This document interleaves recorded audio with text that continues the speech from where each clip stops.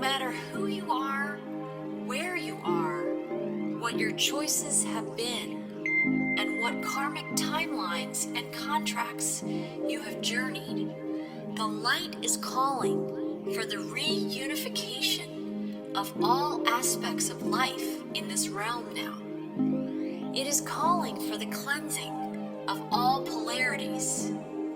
It is calling for the rising of all sacred heart centers now. All are being summoned home to the greater light now.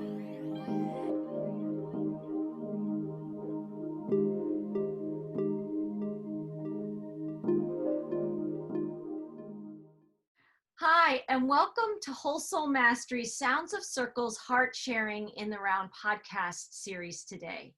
I'm Marie Moeller, and I'm an author, intuitive, and I'm the host of Whole Soul Mastery's podcast. And I'm here with Caroline Chang, Renee Tainter, and Michelle Thornton to talk about the energies of change many people are experiencing, and people are asking questions in the comment sections of my videos on YouTube at Color the Magic. And many of us are having conversations with people, and inquiring minds want to know. They're curious. And that is a huge part of the awakening process, is getting curious and following your curiosity from one cosmic breadcrumb, I would call that, to another cosmic breadcrumb. And we're here to support listeners who are interested in pursuing that curiosity and hearing different perspectives on many of the changes people are experiencing and the things we're witnessing and the ascension energies we're experiencing. And so I thought what I have brought today is a few questions that people are asking me, and I'm going to invite each one of you lovely ladies to, contribute questions that you're receiving or that you want to ask of our group. So I thought I'd start us off. My last 2 transmissions for Frequency Writer that I post on Color the Magic was really starting to spotlight this epic spiritual war where the duality game in this realm is getting exposed.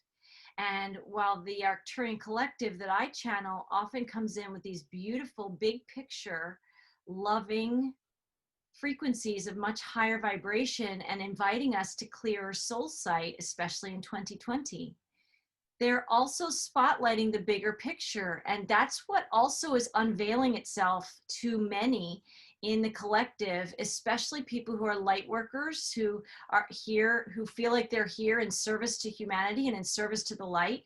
And sometimes it can be shocking to hear, what do you mean there's a war? Right? What do you mean? What are you talking about? There's a war? You mean people are angry with each other, or, there's polarity going on? And a lot of people just want to know about the oneness, because Caroline Chang's, right, Awake to Oneness Radio. So I thought this is a fabulous group of wise women to share just, what we're experiencing and what we see. But the question that was asked in my comments in response to some of my latest videos was, if we are all one, who are we fighting with? That was the question somebody asked. Wow. Mm-hmm. Mm-hmm. That's a good question. Okay. Because, yeah. Yeah. So you want me to jump in? Go ahead, Michelle.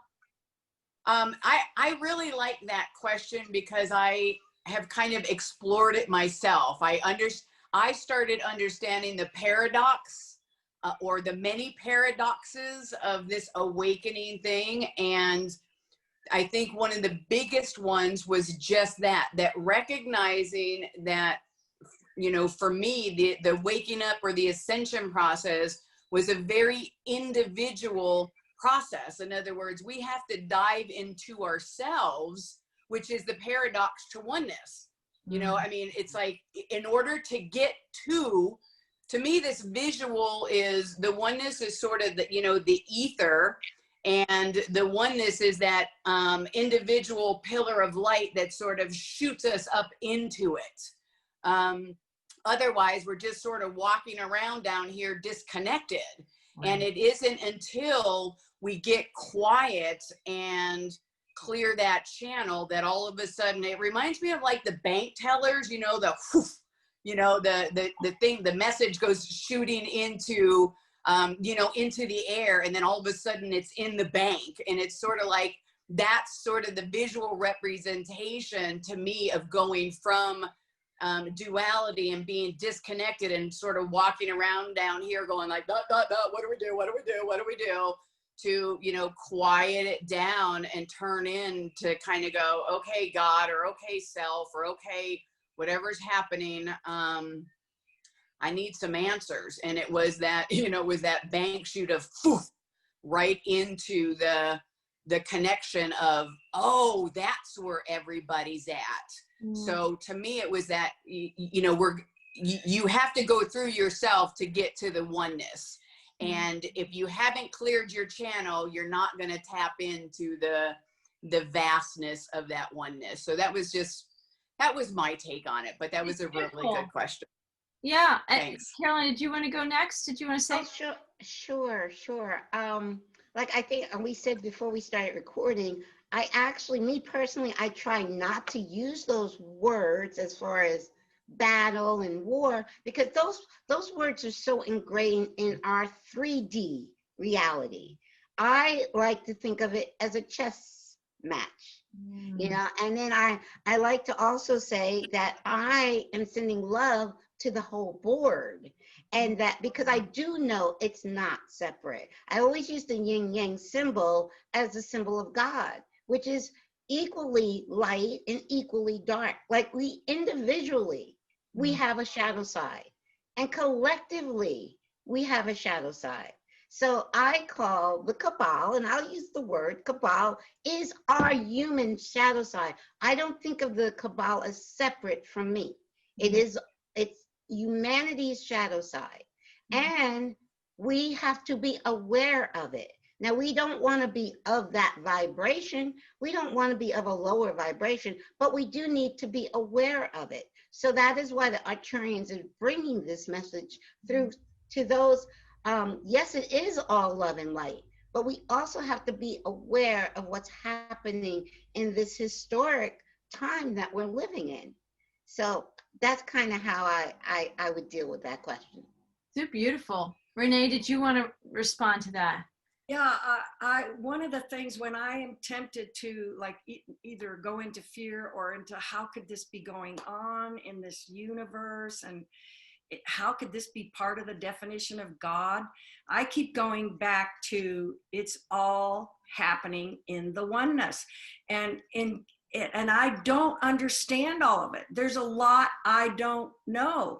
I know enough to connect to my heart, and I do love our brothers and sisters that are like doing stuff that are just like, we just can't believe. I do love them because if they, you know, like one day they will know what they were doing or not. And so it's not going to help the collective if I stand in judgment and I'm cursing them and I'm just like pulling my hair out. It's not. Because I know that I'm either part of the solution or part of the problem in any given moment.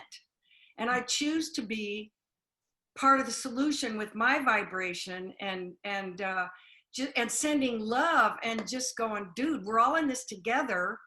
And so some of us are like on the light side of the chessboard, and some of us are on the other side. And it coming from the 3D mentality and stepping into the higher dimensional thinking, it's a dance. It's a dance between your human and your divine that, you know, when you become aware of it, you can go, it's okay. You freaked out for a little bit. So that's understandable, because you're not just divine, you are divine and human. And so whoever thought this was a fabulous idea that we do this, oh yeah, that was us. So I can't go and say, hey, that was a terrible idea, because, you know, as a collective, at least I'm assuming that, because if we're all connected.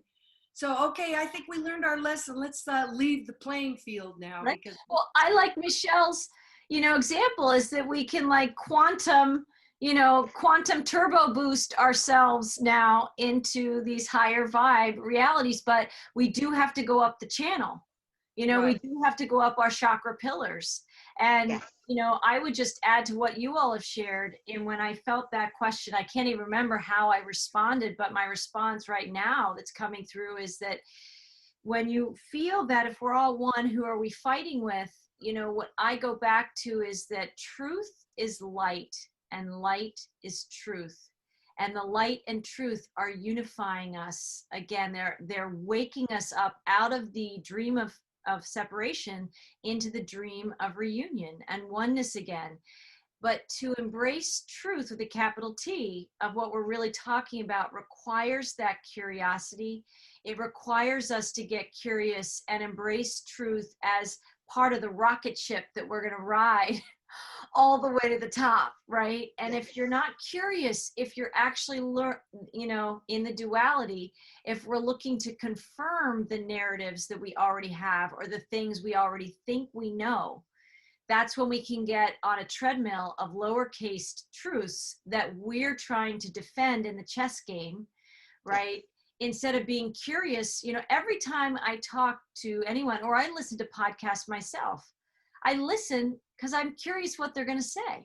They might have a perspective that's so different from mine that I don't even quite resonate with. But if I'm curious and I find myself interested, even if I don't quite resonate with, I will listen to the perspective because I'm growing and seeking truth, which is that battery pack, that quantum booster inside us that's going to help us go up our chakra pillars and clear the fear. Yes. Clearing fear is a big part of this journey. And so you know, and what I do also in the comments area, and will continue to do, is I think you said it, Caroline, maybe in one of our last roundtables, was you can answer with a question. Because if you answer with an answer, it's easier to get into a debate, and it's also doesn't facilitate people getting curious. We are all being summoned to do our own research, to go on our own vision quests, our own truth quests of curiosity, and seeking truth and light. Yeah, go ahead, Renee.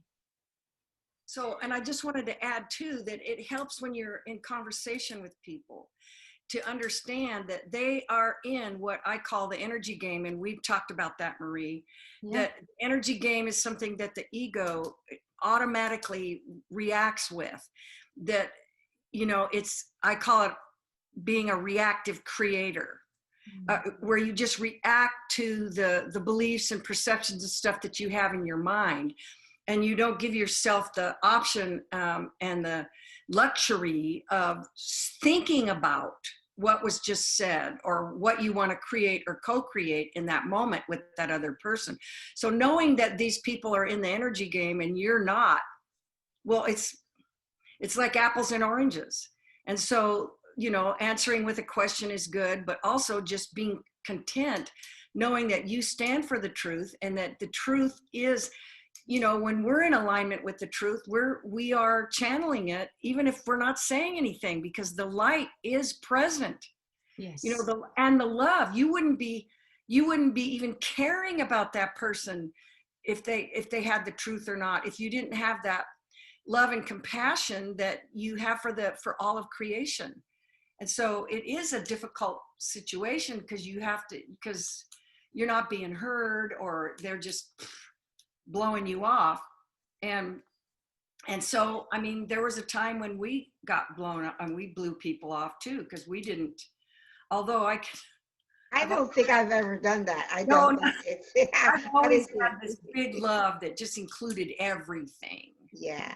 Everything, all life. I would even say stuff I don't know about in the galaxy, you know, just to make sure I was encompassing all of it. But so understanding that they're stuck in their left brain, and maybe we're just a little piece of planting another seed or watering the seeds that were already there. Yes. Planting seeds. Exactly. Because people think they're fighting other people, but it's all family. Yeah, and it's only themselves, because all we are is a reflection of them, and all they are is a reflection of us. So if what they're saying and doing is really getting to us, that's something we have to examine inside of us and clear out. So when you're able to let them be in love and light, and like I said, I think I might have said this in the last roundtable, the one thing I will not do is debate, fight, or argue. Now, if someone asked me a question, when I started that conversation last night on Facebook with someone, she was asking a question, and I really thought, oh, let me get the answers for her. And I got the answers for her. After I got the answers for her, she wasn't even interested in looking at it. So it's like, okay, you weren't really answering the question, asking me a question, because if you were, you would at least look at what I just presented. But now that you're not looking at it, then if I had known, take that back 20 minutes ago, I would not have even engaged the question, because it wasn't, you posed it as a question, but you were not open to my answer. So, but it's all good. It's all good. It is true. People are asking questions in many ways in the energy game that you described, Renee, right? To confirm the truth that they know. And it can be a lowercase truth. It may not be the divine truth, but we have been conditioned to confirm what we already know. It's what makes us feel safe in a world of separation. And when you were offering a response that conflicts or is outside the truth that she was trying to confirm, it like what we're saying is there's no place of reference for that for people. They don't have any files inside where they can, they haven't made space. It's like that clearing the fear. And this is what 2020, that year of clear soul sight, is all about. It is an invitation at the very least to clear the things that are giving us kind of our spiritual amnesia and our spiritual astigmatism, where our lenses are just slightly skewed and we can't see that truth. But if people who are listening, really begin to open their heart centers and know that they might hear information that conflicts or does not align with what they've previously known, that is the spiritual seeker. That's the seeker of truth. And we, all of us, I'd imagine, I see you guys nodding your heads, we've been on this journey ourselves. And it doesn't mean, I'm not saying that I have arrived and that I know everything that there is to know. I think that's the amazing aspect or energy in an infinite creation. Creation is always creating itself. There's always more to discover.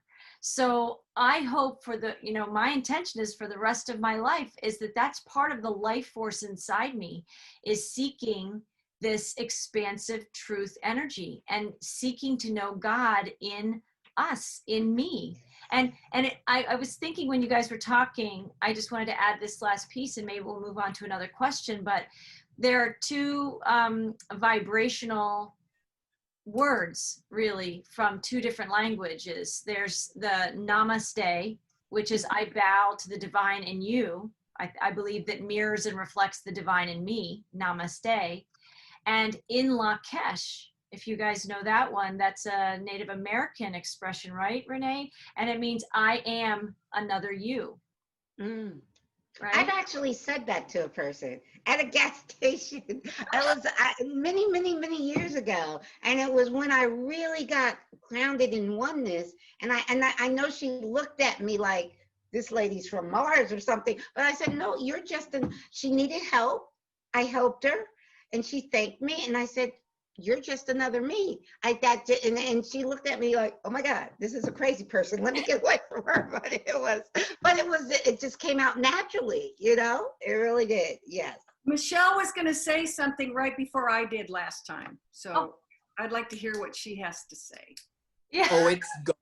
It's gone. It does not, it doesn't, I mean, I think the last thing I remember I was going to say was on that question of, and this is just kind of going back a little bit of, who we're fighting on that question. Cause I kind of went into the oneness and I didn't really address that question about fighting, but I've asked myself that, and I see everybody around me getting caught in the rabbit holes, and that's what they're fighting about. They're fighting about the different rabbit holes. They're either fighting about the mask, or they're fighting about the politics, or they're fighting about the virus. I mean, but it's so much higher than that, as we know. And to me, the fight becomes about our freedom and about our sovereignty. And I just posted this yesterday because that's what you pull back from. It's like, we're fighting for our very lives, it seems. We're fighting for that very expression of what's evolving versus being slowly constricted in that lane, that 3D lane. And my questions are gonna be surrounded, and want to ask you guys about how you see that split sort of happening, especially as we talk about who are we fighting. Because from my point of view, who we're fighting is not going to give up, because we're talking about sort of that dark entity, and they are fighting tooth and nail for control right now. And I don't want to go down a rabbit hole or stay in there, because I get that energy, but it's still a question. I kind of want to understand how other people are seeing this sort of play out, because even I've used the reference of the 3D world, and this is the road for the 3D world, and all of us have kind of already hopped off and gotten onto the ascension trail, and we're carving that and we're creating that, and I get that. But where I get lost sometimes is, what is that really going to look like? Like, how are you guys really picturing this split? Because I see this 3D thing getting tighter, worse, hotter, heavier, more controlled. And then I see us over here, holding the frequency and trailblazing, us going into the fifth and the higher dimensions, which is where I'm at. But I guess what I'm asking is, how do you all see this physically playing out? Does that make? Oh, Woo! Go ahead, Renee. You go first, then you, Caroline. Okay. So yes, and I have thought of that too, Michelle, in my moments of what the. Yeah. And since I met Marie and started listening to her channels from the Arcturian High Council, I have learned about the energies of light, truth, and I already knew about love because that's me my whole life.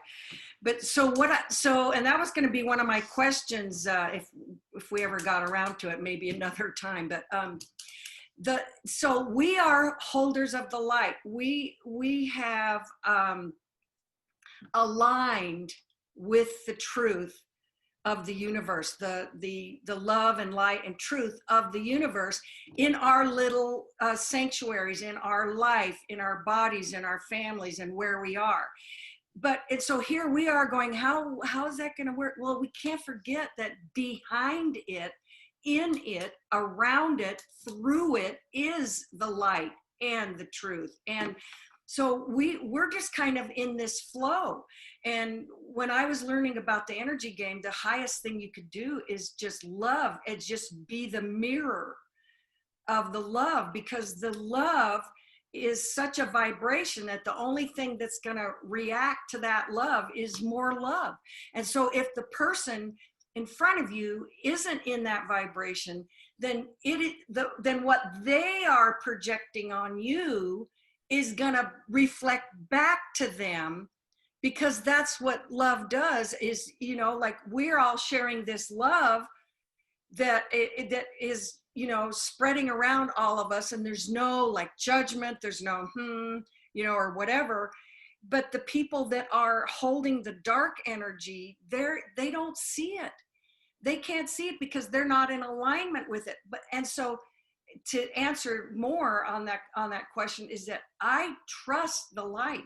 I trust that because I am sending love to those brothers and sisters, and the light is already doing the same, and the light is the reason why we are where we are, light, love, and truth, because we chose with our free will to be in alignment with it, that the light is going to do what it needs to do better than what we can, even though we are one with all of that. So there is, how deep is your trust is one of my one-liners for the last year and a half.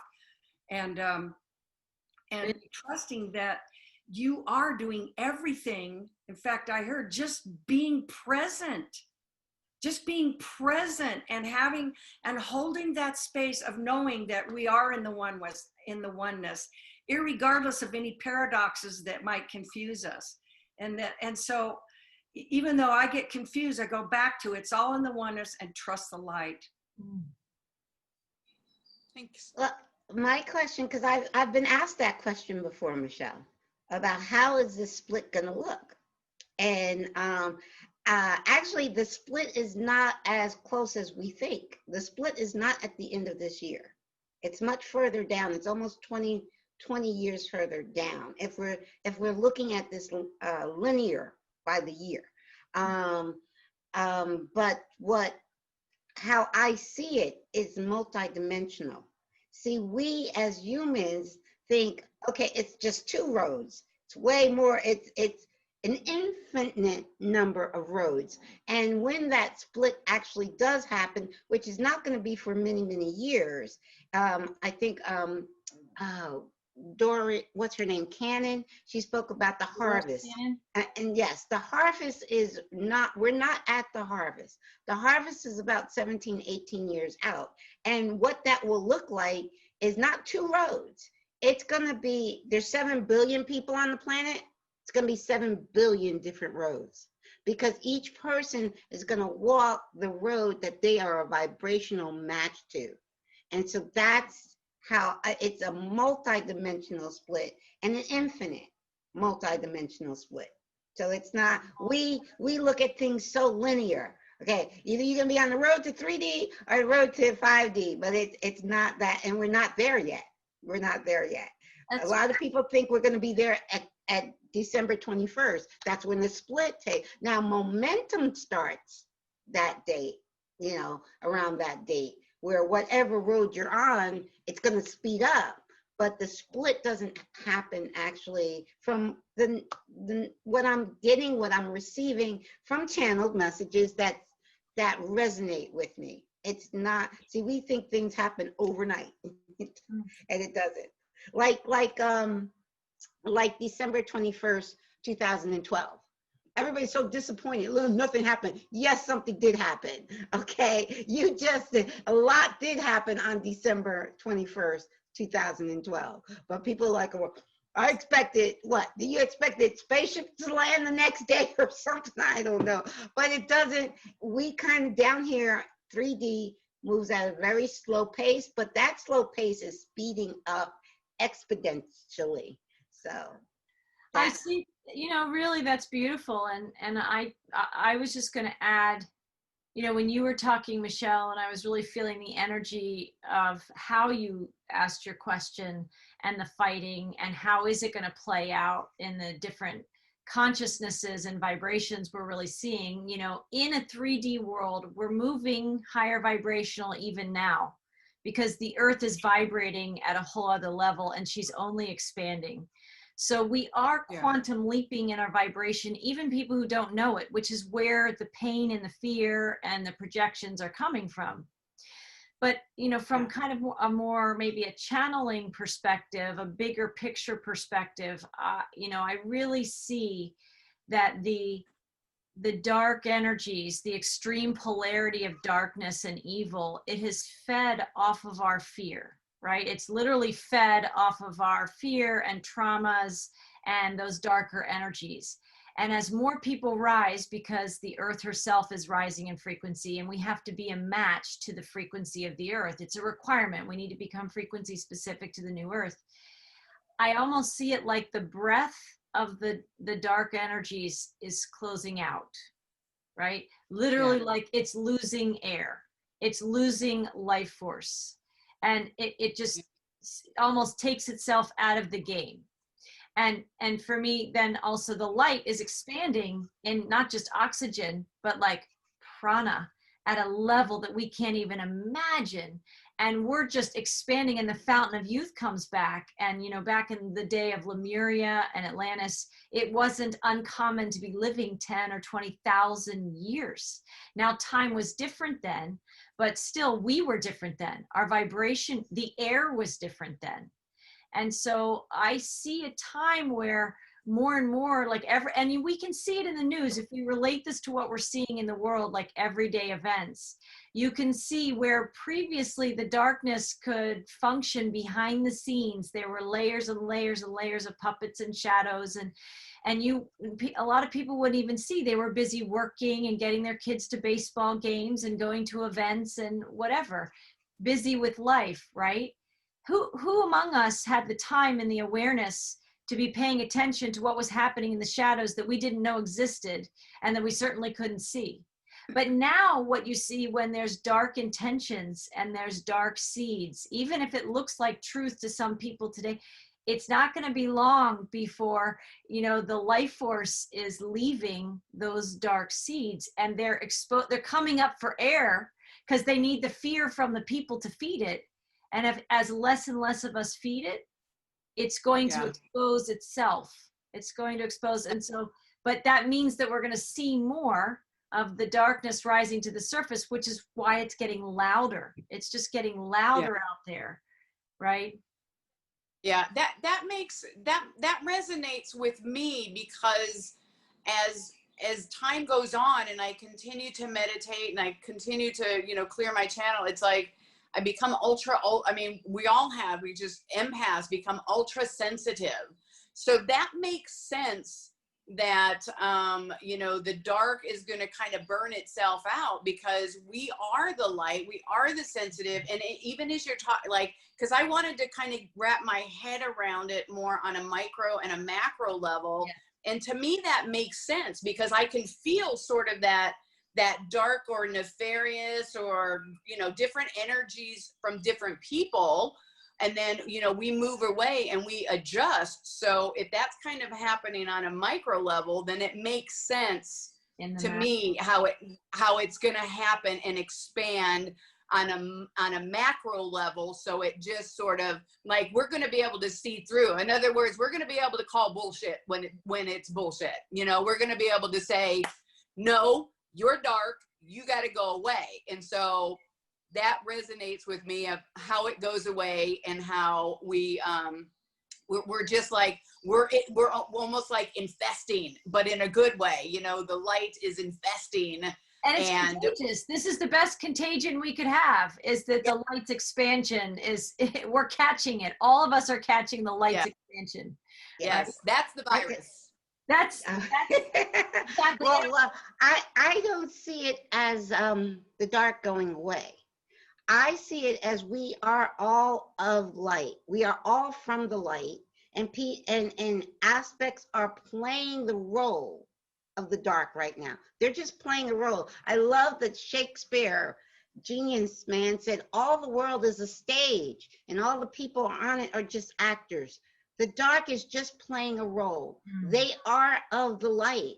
And what I see is the light is going to transform the dark back to light. Now, we may not see that in the news or on our 3D world. We may not see that transformation, but in space, in spirit, there is no time.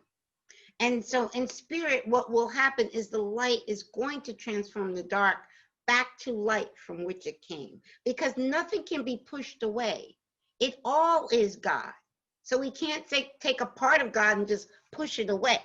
So it's everything is inclusive. It's all inclusive, and it is all light. And in the higher dimensions, we see and know, oh, that's light just playing a role. Okay. And we've lived many, many lifetimes, and we have all played the role of the dark. All of us. Right now, we're playing the role of the light, but we have lived lifetimes where we played the role of the dark. We've all had those roles.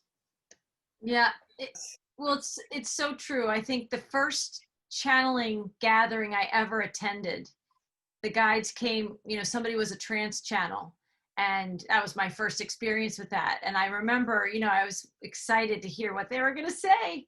And I remember one of the first things they came in saying was, well, let's just get clear that you've all been everything. You've all been murderers. You've all killed. I think they said you've all killed at least 5 people. In Oh, all whoa. the lifetimes you've lived, you've killed at least 5 people. And, Wow. they named the things that we've been. And that was, again, talk about that seeker who's curious. I was curious that night. I was learning and listening. And at first it was new information. And I remember leaving there like, I haven't killed 5 people. Like, I would never do that. right? Yeah, that's not me. But, over time, I've realized I've probably killed way more than 5 people. What? Right? It hasn't been just 5, right? Because we've all participated in wars, and I could have been right, exactly. Right. And this is that, kind of a radical humility. It's like a deep humility where we realize we've been all of it. And when you say we played roles, but I want to say one more thing, because this is it's one question. If we're all one, who are we fighting with? We could spend the whole time on this one question, because it is one of the questions of life. But I would say, knowing that we all play these roles, and that we have been the light in the dark, and in the time right now, there are individuals and souls playing the roles of these dark, nefarious beings who are doing these very dark, nefarious things. And we're playing the role of the light and the bridges for ourselves and others who are seeking more light. I do, in my, conscious channeling experiences, I definitely do get the sense and receive messages that I do think we've been in a cycle of time that's been a bit of an anomaly. Now, at the deeper level of soul choice, I'm sure at some deep, deep level, we all agree to the anomaly. But I think we are living in a matrix that is pretty artificial in however that works in the galactic, understandings of cosmology. But I would say, I think Source absolutely knew that there's darkness and light in all of us. But I would say, when we agreed to the dream of separation, in my experience, what I receive and just the understandings from the guides over the years is that we agreed to light and shadow. We understood that, darkness and light. I think what's happened on our planet in this very huge illusion, and that maybe at soul level, when we agreed to this experience of separation, I don't think we expected or anticipated the extreme levels of evil that we've gone to. And I think that's what's out of balance. Like, I don't have any, I don't get a sense that in 5D we're going to be in the absence of conflict, whatever we would understand as something that feels uncomfortable inside us. I don't think we're not going to be, because we grow. It's like the pearl, this grain of sand that becomes the pearl, like through that process, it gets polished, right?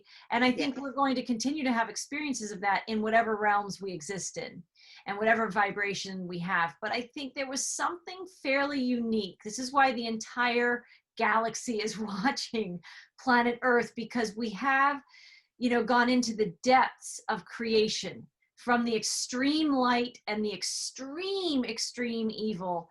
And I think that's what is, when people are struggling and trying to understand the truth with a capital T, in their narrow vision, they can't conceive of this extreme evil. And they also probably can't conceive really of the extreme light. But Source, I think, was, of course, free will, and we are creators, and we are these, powerful creators in training. And when we're expressing this dark and light, there was an aspect of that we understood what that was. I think we entered a 26,000 year cycle or longer that became something that was unanticipated at some level. I don't, creation knows itself through time, so I don't know if there are ever truly surprises, but at soul level, I think many of us have been surprised to experience the level of darkness either we've become in some timelines, or that some people are today, or the extreme levels of light. I just don't think we anticipated the extreme nature of how it's played out. And I think that's what's been shocking. And I think that's what's shocking to those awakening, that there's an extreme level of the polarity versus the level I think we all thought it, even at soul level, that we'd signed up for. Does that make sense? I hear you, but what I want to say is that's such a great blessing. The greatest blessing is that we went to and that's why the entire universe is watching us right now. Because our greatest blessing was going as deep, as deep, as deep, as dark as you can, and then slingshotting out into the highest light. Because if you think of a rubber band, the farther you pull it back, the farther it flies forward. And that is what we are doing. And actually, us doing that is our greatest blessing. And the rest of the universe is in awe of what we're doing. They're like, did you see that? You know, they were like deep, and then they went right to and the only way we could do that, it's universal law, is the more dark you go, the farther in the light you're gonna fly. So it is actually our greatest blessing. And and there's a video I'm gonna make. I've had this video in my mind for months. It's a thank you video to the cabal. And it's a sincere, heartfelt thank you. Because if they did not do this, we would not be waking up right now. So I am thanking them for being the catalyst to humanity's awakening. They are our biggest blessing right now. That's tough pill for some people to swallow, but at the expanded levels of soul sight, we can see and feel that. Exactly. Yeah, Michelle, we're the ones that judge the suffering. Yes. And, you know, and I have shared with you, Marie, how many times this better be the end of this stuff forever. I don't ever want to see this anywhere in the creation of, it's gone, it's over, nobody should have to do this, because that I was just feeling sensitive to all the suffering and stuff that I have learned I will never repeat. I will never share it with somebody. They're gonna have to find out in another way, because it is, you know, from where I'm at as a human and an empath and all that, it's like, no way. It's just not in alignment with any part of me whatsoever. And so, and even though I understand it's still happening in the oneness, and I can totally understand and appreciate how you said, Caroline, that we can be thankful because it is just a role. You know, and people were sitting around there with our wine going, okay, you play that role, I'll play that role. And however we did it, this is where we're at. And so grateful that I'm here and I'm not over there. Oops. And even though I have been, yes, I just still don't think any other living being in all of creation should ever have to go through this. It's, you know, on either side. You know, when you think about the children and the animals and what we've done to our planet and stuff like that, this better be done, because I will appoint myself a committee of one to make sure. Well, when you're really looking from the highest soul perspective, you understand none of it is real. Right. None of it is real. The only thing real is our experience of it. Our feelings, our emotion, they're real. So our experience of this matrix, of this dream, of our own creation, the dream is not real. Even science has proven we do not live in a solid universe.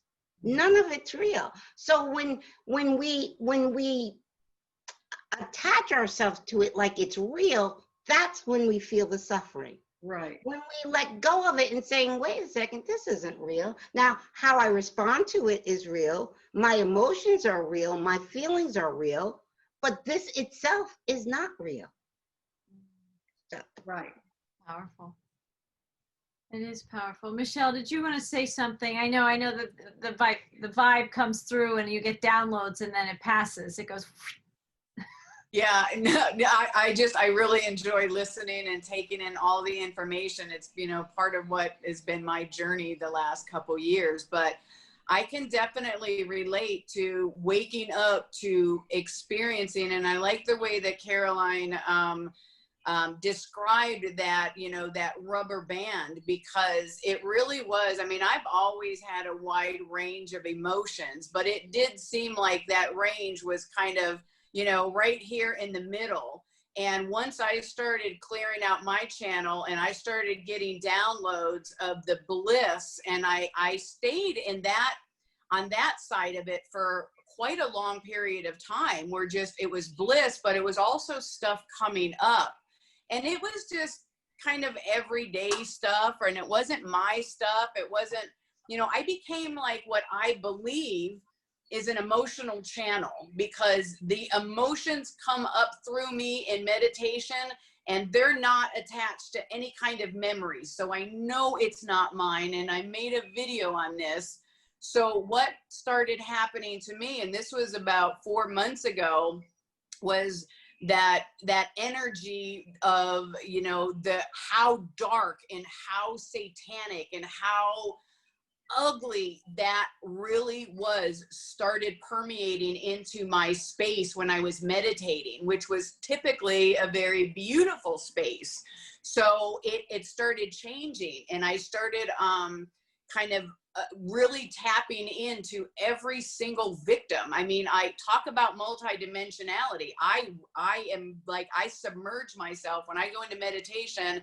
I always say I'm going home, because I go into this multidimensional experience, and it's only recently to include sort of that dark side. And I had a purging in a video about 4 months ago where everything, I mean, I was crying harder than I ever cried before. I didn't know where it was coming from. It really floored me, because what I was feeling as it was purging out of my body was literally how every person is going to feel as they come into this awareness of what's been happening to these children.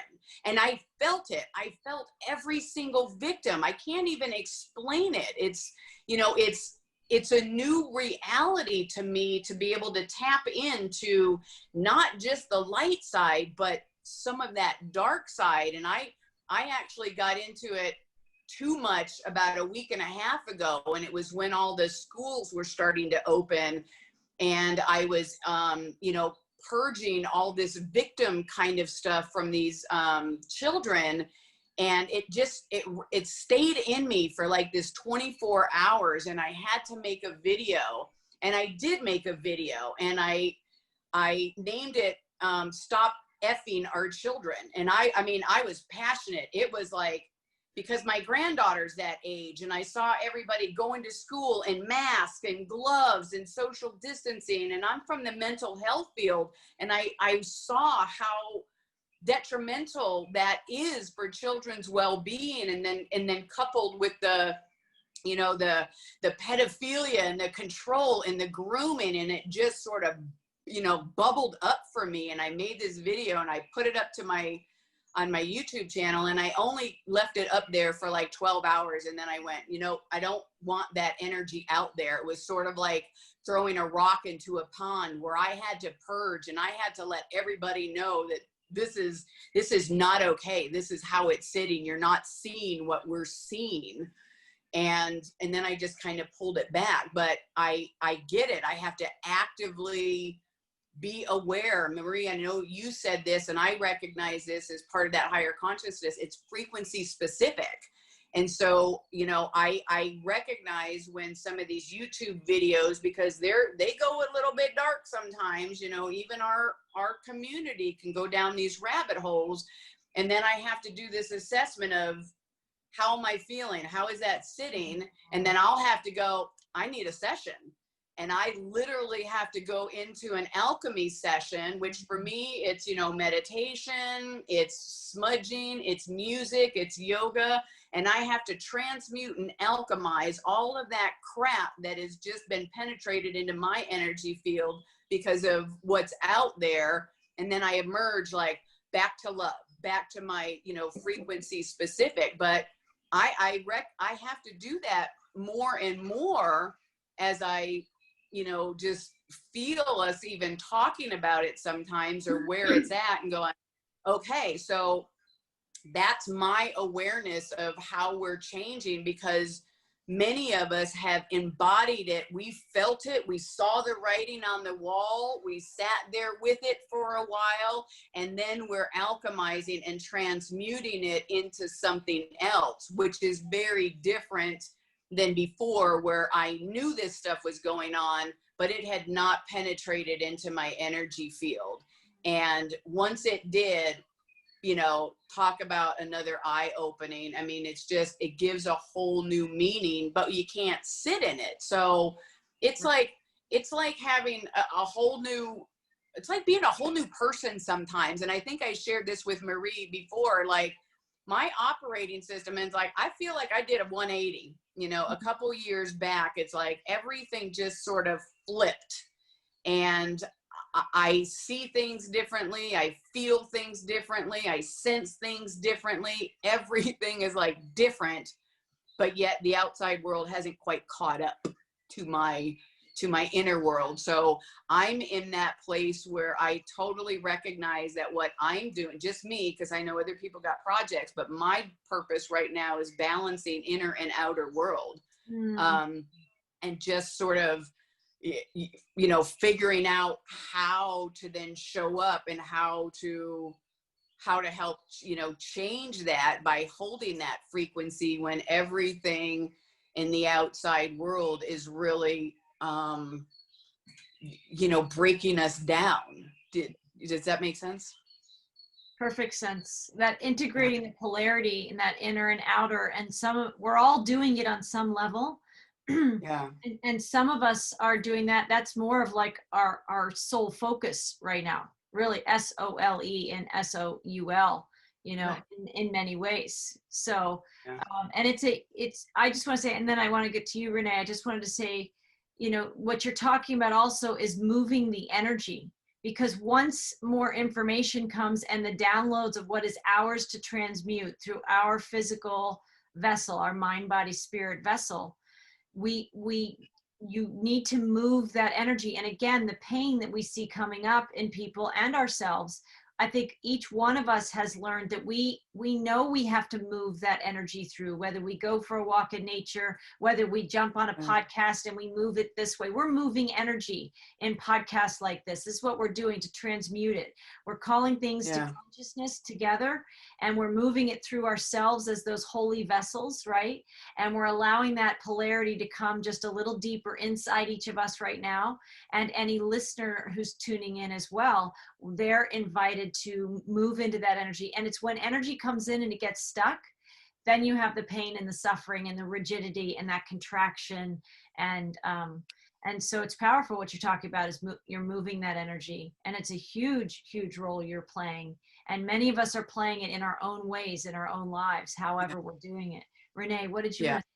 Yeah, I see that all of us, as we're explaining how we're handling things and handling information and energy and stuff, is that that is part of the definition of being sovereign, is that you are managing your energy. I mean,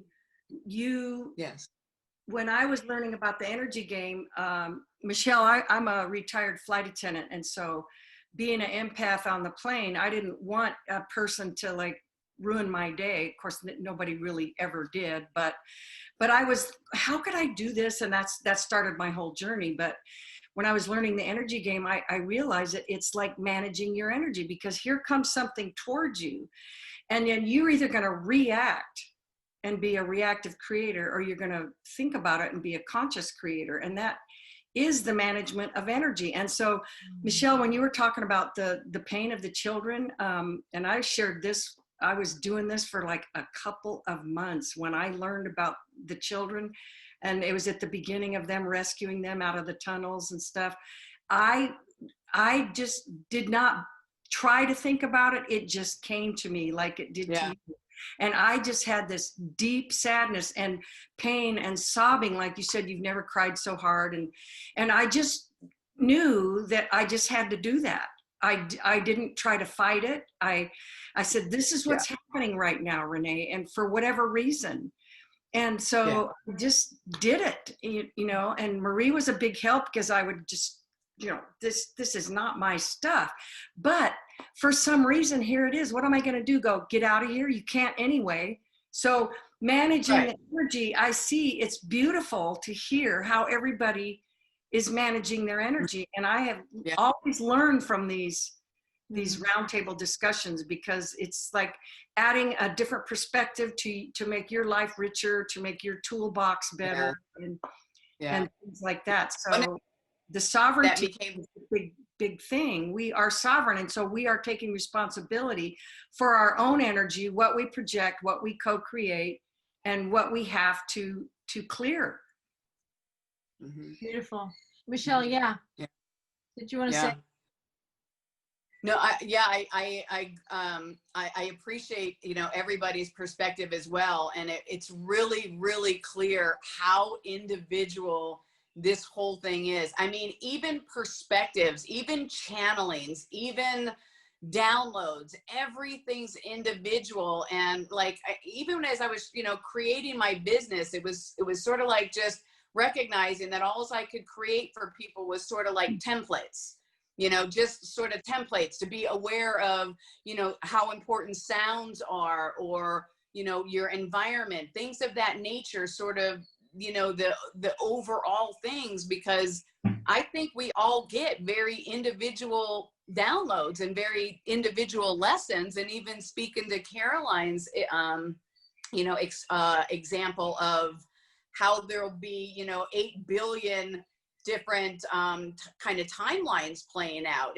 I also believe that, and that's that channeling of even being mindful of going, you know, this is where we are at, because we might not all be there, because it's so individual that, you know, I even have a hard time when somebody says this is what happened, or this is what's going to happen, because I think, well, maybe in your world, but it might be just a little bit, you know, a little shade of greenish, you know, different for somebody else. So because I just found that it's so individual, and I haven't yet met anybody who has the same the same experiences of waking up. So but I love it's the greatest, you know. I have a bachelor's degree, I have a master's degree, I was a single parent, but this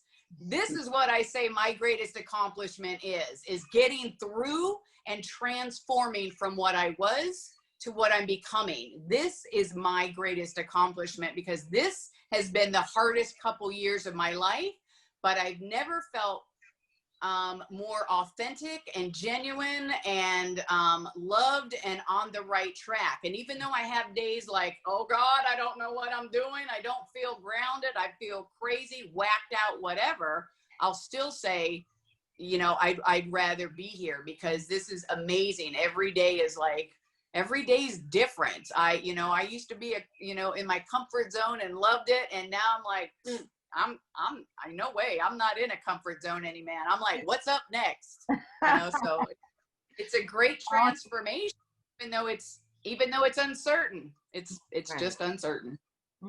Very true. When you walk the spiritual path, it is going to always be uncertain, because you're following your soul self in your now moment, and it's unique. We are all unique aspects of all that is. So no two paths are going to be the same, just like no two snowflakes are the same. No two people are going to wake up the same way. But when you were talking earlier, Michelle, about that feeling all that negative emotion that you knew wasn't even yours, you don't remember, and you don't in this lifetime, but we all chose to do that. All of us now here in the greatest show in the universe is happening right now, and all of us signed up. Oh, I want to be in. I want to be in it. We all signed up to be in it. We were like, oh yeah, put me. But we were like, put me in the game, coach. Put me in the game. That's what we were doing in spirit. And coach said, okay, go ahead. But we all signed up to transmute not just our pain, but Gaia, Mother Earth, the entire, the animals, the plants, all of the pain on this earth right now. We signed up to transmute that pain, all of it. Not just for, and I'm talking about ancestral pain, all of this pain, we signed up to transmute it. So not just us. So what you just described there was a perfect example of us taking the world's pain and us as light workers transmuting it back to light, which is beautiful. And also I thought about, when you were speaking, Michelle, a chunk of coal. And you know, if you take a chunk of coal and you apply an enormous amount of heat to it, it becomes a what? Diamond. Diamond. So coal, Yeah. that's what we're doing. We're transmuting coal to diamond. And then in the fifth dimension, where we are vibrationally, and we're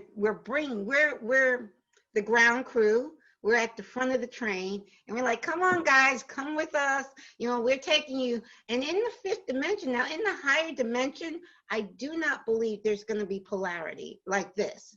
There will be challenges.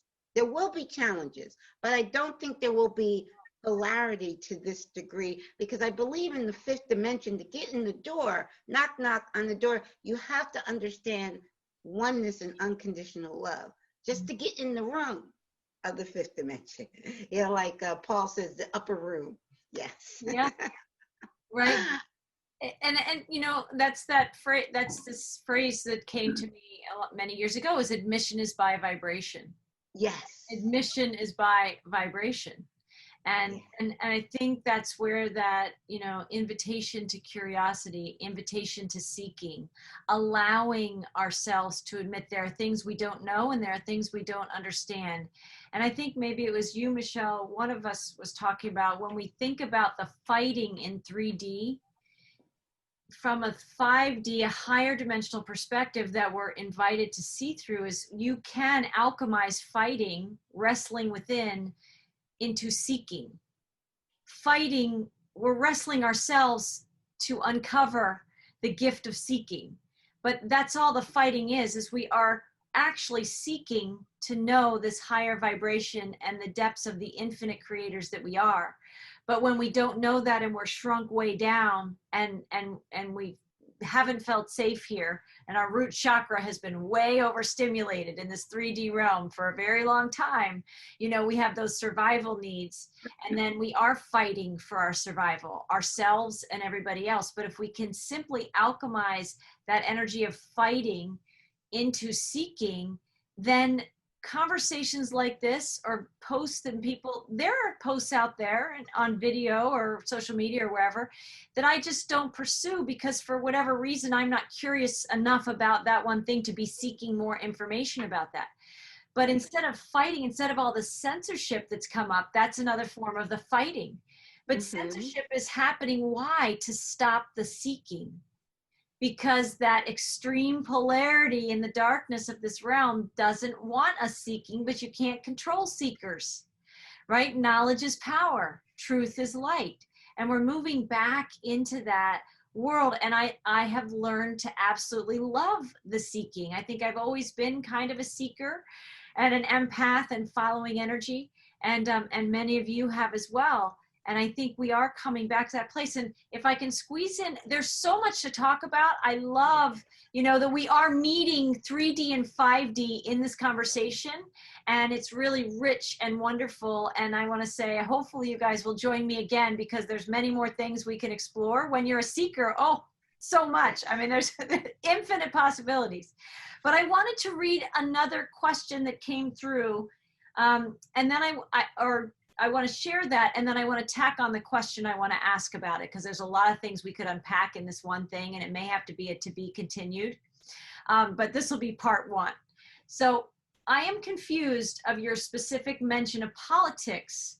You have mentioned much of wolf in sheep's clothing and sheep in wolf's clothing, and the dark wolf and white wolf.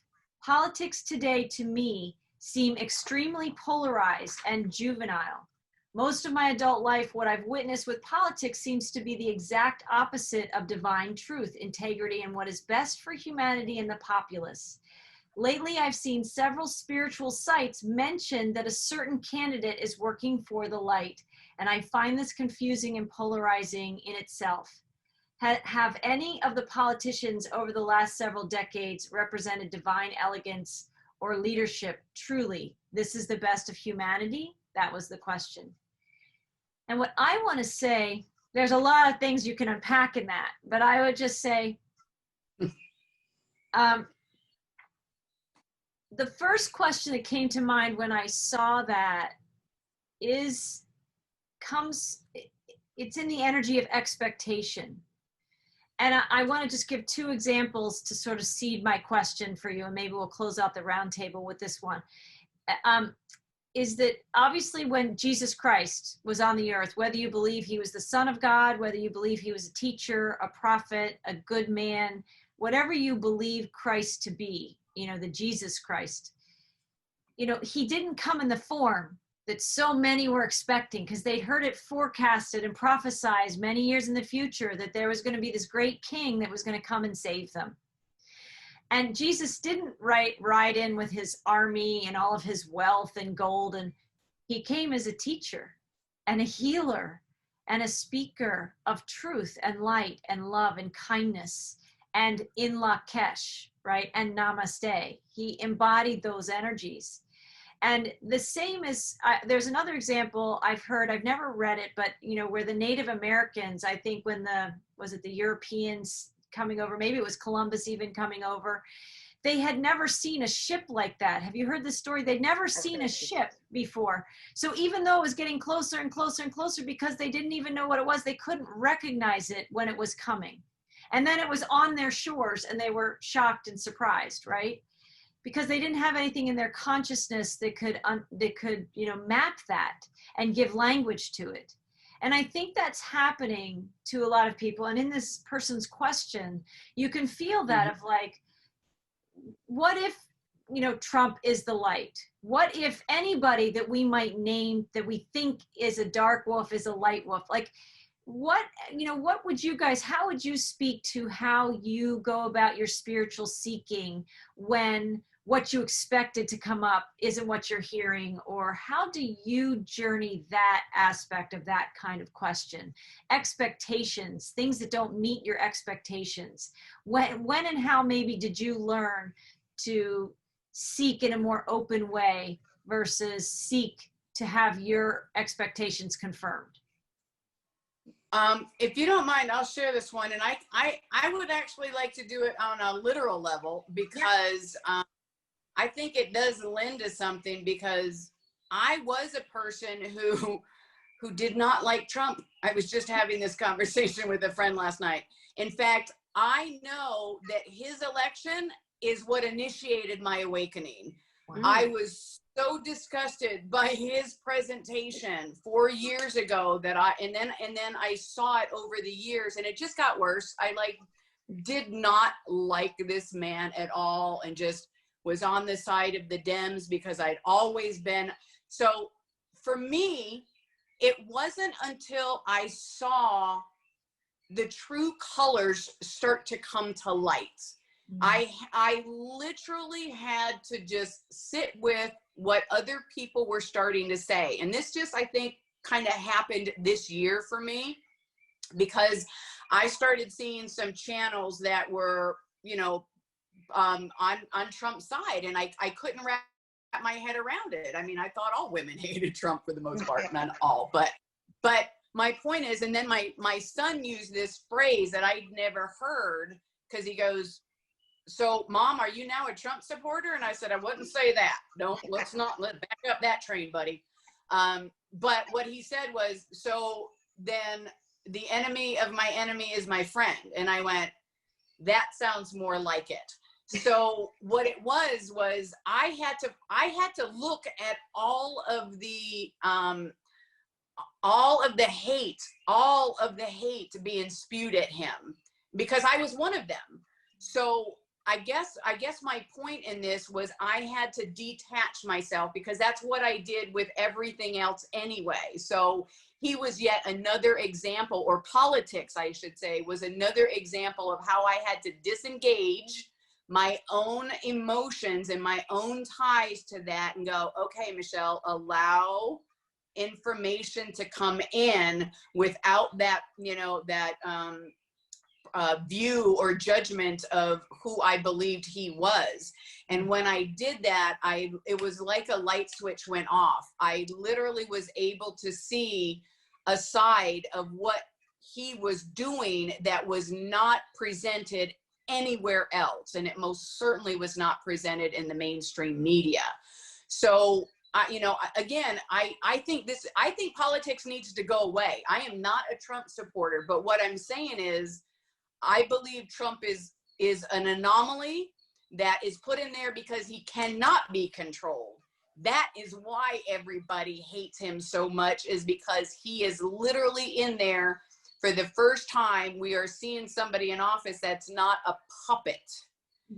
That's what I think swayed me in the beginning, was because he didn't fit my definition of what a polished politician was supposed to be like. They were supposed to talk like this, and they were supposed to be authoritative, and they were supposed to have that tone of voice, and they were supposed to be professional. And then Trump shows up and he's like, fake news, and so the realness of him really just pulled the carpet out from under me, until I saw, oh, well, that's why everybody hates him, because he's not that puppet. There's nobody's hand up his ass going like this. And I don't mean to say that, but that's just my raw understanding, and how I came to go, I now see from a much higher perspective who is trying to get control of this country. And so as I personally achieved freedom and sovereignty and felt what that feels like, and then having the outside play out going, no, I can now feel who that pressure and that control is coming from. So again, for me, it was like, it wasn't about it. I mean, we have to say people, because that's who's playing the parts. But for me, it was just about who's trying to take control over me and who's not, because I don't feel like Trump is right now. I think he's the one that spewed out, the hydrochloroquine 6 months ago on the down low without anybody knowing it. And now, you have the Dems going, we're going to lock down this country. We're going to make it safe. So to me, that's obvious. That feels, that doesn't feel good to me. So again, I answer everything on how it feels now versus what I've been taught. Yes, thank you, Michelle, for sharing that, because I so identify with what you just said. For me, okay, I have never been political in my life. I don't follow politics. I stopped watching news 19 years ago. I stopped watching news 19 years ago when it was a directive from my higher self. Said it was 2 weeks after 9/11. The news was on in the background. I was making up my bed, and I wasn't even really paying attention to it, but it was on. And my higher self yelled at me from inside, not audibly, it was an internal feeling. Turn off that news and don't ever turn it back on. It was like, and I said, why? No one was home, no one was in the house. And I'm asking, why? Of course, I didn't get an answer, but I was very obedient. I walked over to that television, I turned off the news, and I have not watched mainstream news in 19 years. Now, I know everything's going on, because people are like, well, how do you know what's going on if you don't watch it? I know what's going on in the world, and I've never been political, but when Trump got elected, I teach piano. I wrote in Bernie. That was my vote in 2016. I wrote Bernie Sanders.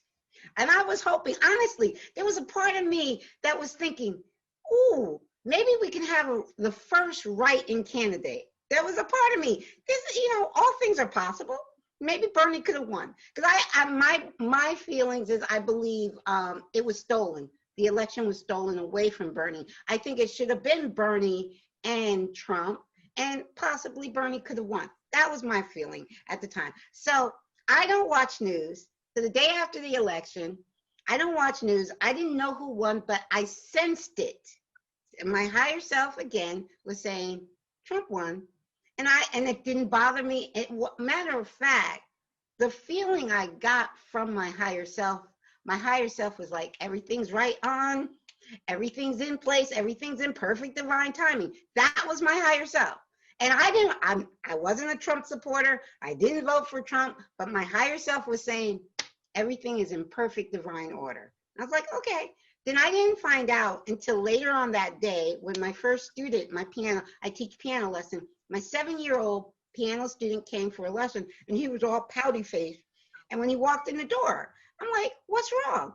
He's like, Donald Trump won. And that's the first I heard it. I was like, I just laughed and I gave him a big hug and kiss. And I said, it's okay. All is going to be perfect. This is not something a 7-year-old should be worried about anyway. But I was like, it's all good, sweetie. Don't worry. It's all good. And that's the day he got elected.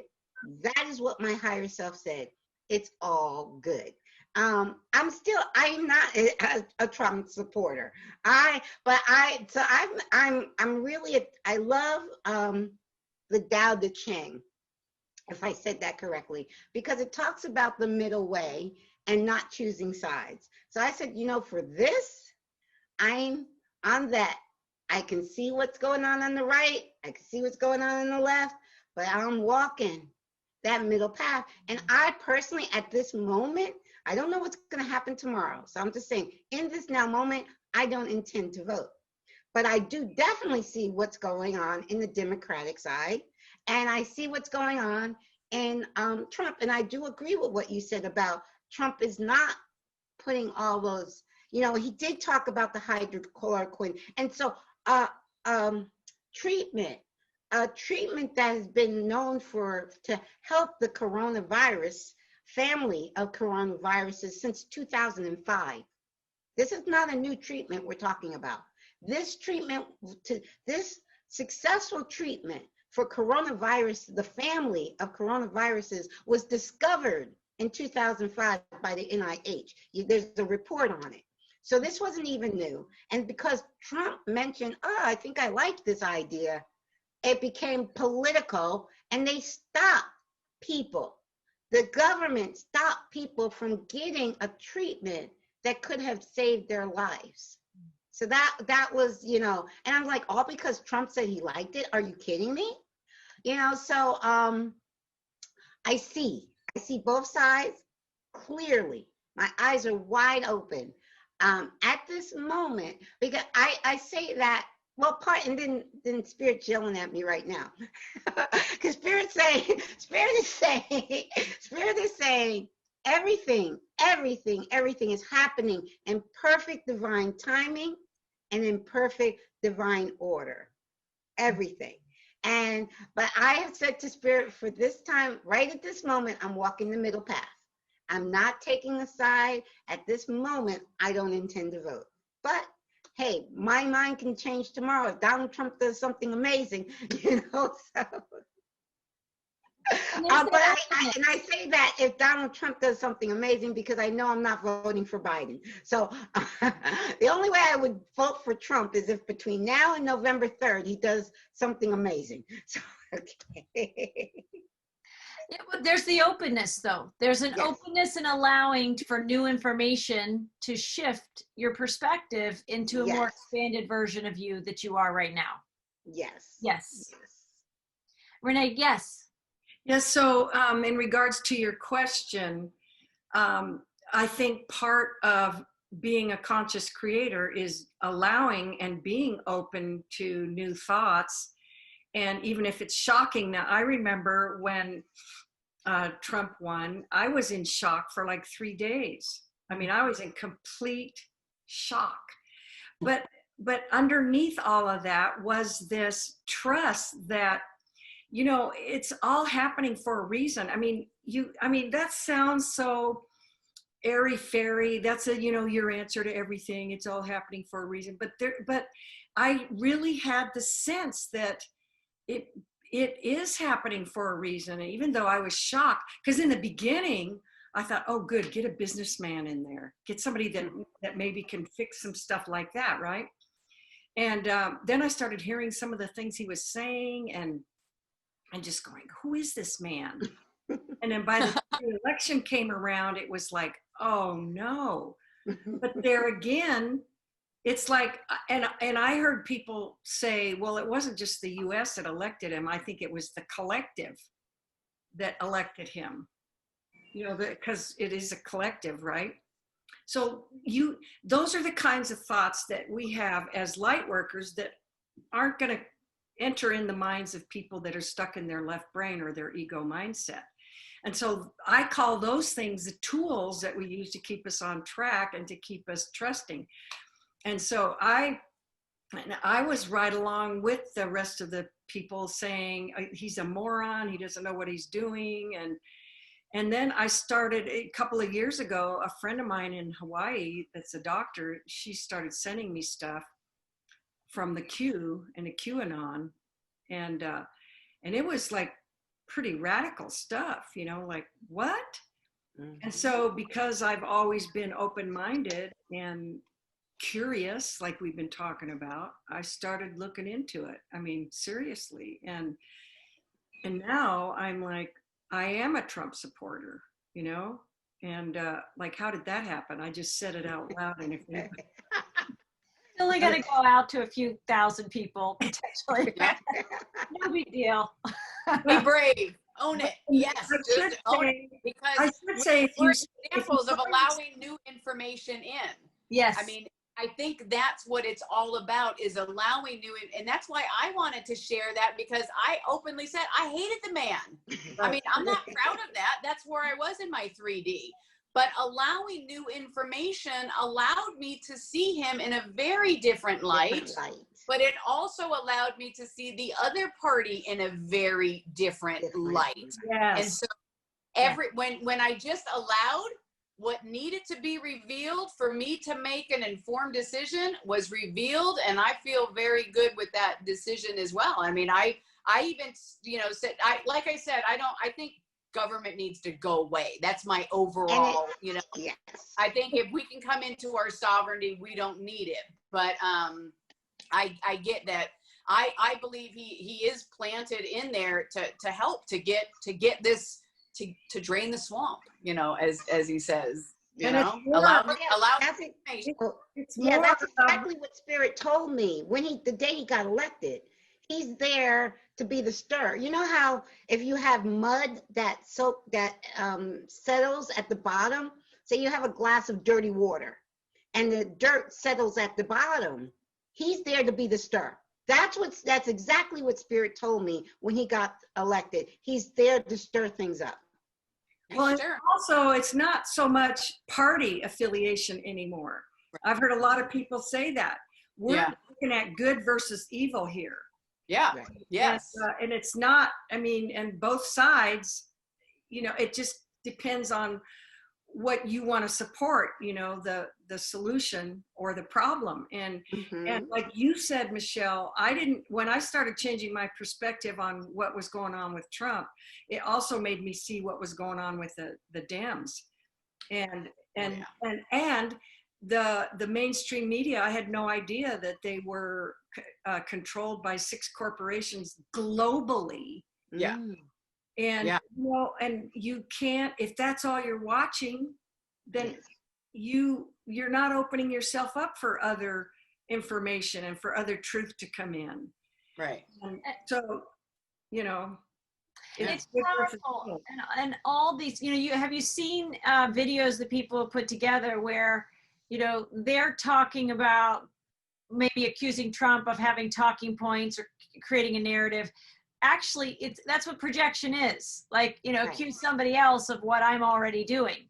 And when you Right. see them, I've seen it where they have all the TV stations or many from all Yeah. around the country, and they're all reading from the same script. You have to look at who is projecting a narrative, right? Yes. And Yes. and we have to move beyond that. And my own experience of this is similar in many ways to what you're all describing, and I wasn't super active in my early adulthood in politics, but because I was always watching the potential for gay marriage, I got more alert. That summoned my attention to get curious on what was going on and how close were we to the possibility of gay marriage and benefits to spouses and all of those things. So in my earlier adult life, I was tracking that, and that got me curious. And then, having been a Democrat, voting for more progressive values, and what I can see now is it's the progressive values that have more aligning with the extremes and not that middle way. And there is this light that's emerging. There is this light expanding. When I seek the light and I seek truth, that means that I will seek information that helps me illuminate that which I'm looking to expand inside about. And when I see Trump, I've gone down some of my own rabbit holes, and like you, many of you, but Bernie was on my radar screen. I also believe that the election was stolen from Bernie. And I've also looked into Bernie, and I think Bernie has some rabbit holes that he's gone down. And I don't think he is necessarily the figure and the energy that I thought he was, because that's what we're doing. I agree. We're peeling the layers back from all of these people. And you're so right, Michelle, like when you're talking about looking at Trump also helps us. If you'll look, you can see everybody else much more clearly. And this is all part of the great awakening process, and many other conversations, because it can lead you into the heroes that we've given our attention to, the stars who we think are so fabulous. Well, what if all those stars in Hollywood or people that we thought were famous, Bill Gates? You start peeling back the layers of all the people we thought were so fabulous, or, whatever, in whatever spell we were under at the time. And many people listening to this now, as this video travels, Yes. it allows you to, someone says, question everything and follow none. Listen here, question, seek. And you don't have to have an outer guru. You're the guru. You're the news inside. And all four of us may not have the exact same perspective, and I would not expect us to have the same perspective. We're all seekers, and we're all uncovering vibrationally what we need to see for our own expansion.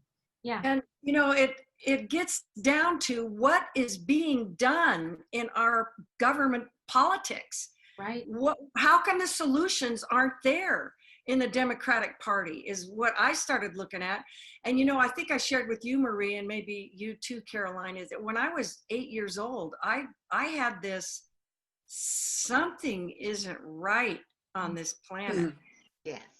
Something, because I would see videos of children starving in Africa and that kind of thing. And I'm just going, and you look at us and we're playing with toys and we have plenty of food, and and so and it took me a long time to stop trusting what these politicians were telling me. I would be so moved by the speeches.